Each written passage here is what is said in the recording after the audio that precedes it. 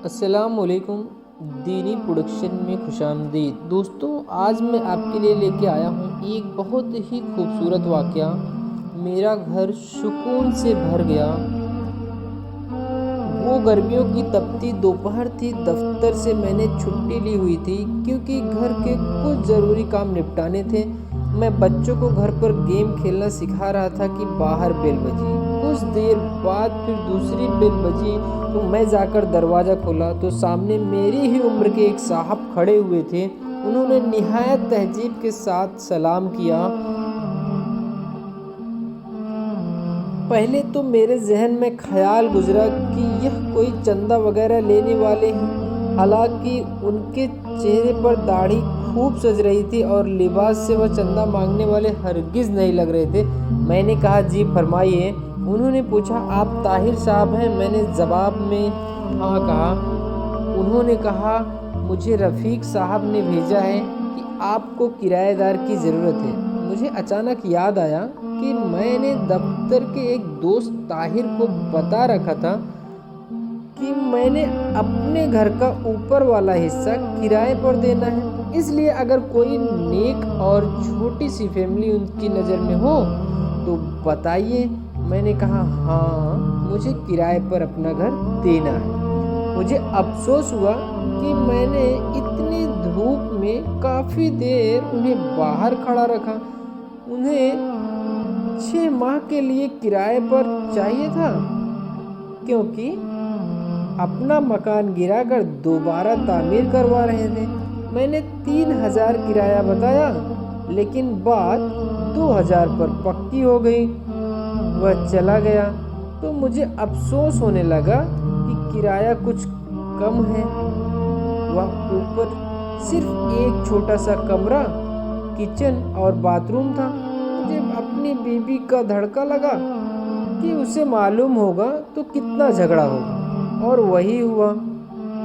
उसने कहा कि 2,000 तो सिर्फ बच्चों की फीस है, और फिर मुझे उसने बुरा भला कहा। मैं चुपचाप सुनता रहा और अपनी किस्मत को कोसता रहा। अगले ही दिन वह साहब और उनकी बीवी बच्चे हमारे घर शिफ्ट हो गए।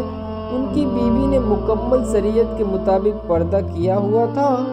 दोनों बड़े बच्चे बहुत तहजीब वाले और खूबसूरत थे। छोटा बच्चा गोद में था। कुछ दिनों बाद एक दिन मैं दफ्तर से आया तो मेरी बीवी ने बताया कि मैंने बच्चों को किराएदार खातून से कुरान मजीद पढ़ने के लिए भेज दिया है। वो अच्छा पढ़ाती है। उनके बच्चे इतनी खूबसूरत तिलावत करते हैं। उस दिन जब मैं उनके एक बेटे से कुरान की तिलावत सुनी तो मेरे दिल में ये ख्वाहिश उभरी कि काश हमारे बच्चे भी ऐसी ही तिलावत करते।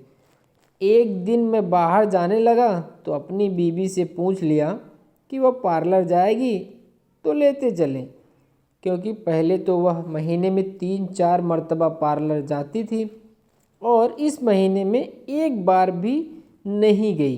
तो उसने जवाब दिया कि पार्लर फिजूल खर्ची है।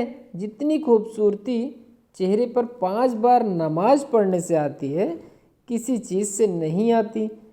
अगर ज़्यादा ज़रूरत हो तो घरेलू इस्तेमाल की चीज़ों ही से चेहरे पर निखार आ जाता है। एक दिन मैं केबल पर ड्रामा देख रहा था तो मेरे छोटे बेटे ने मुझसे बगैर पूछे टीवी बंद कर दिया और मेरे पास आकर बैठ गया। कहने लगा, बाबा, यह सब बेकार चीज़ें हैं। मैं आपको अपने नबी करीम सल्लल्लाहु अलैहि वसल्लम का वाक़या सुनाऊं?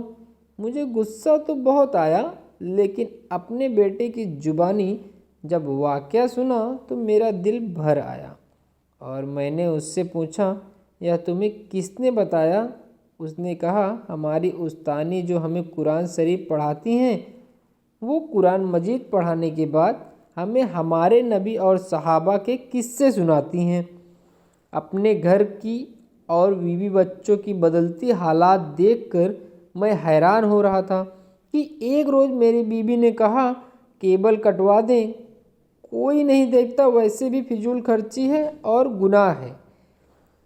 उसने कई दिनों के बाद शॉपिंग को कहा था। मैं खुशी से तैयार हो गया और पूछा, खरीदना क्या है?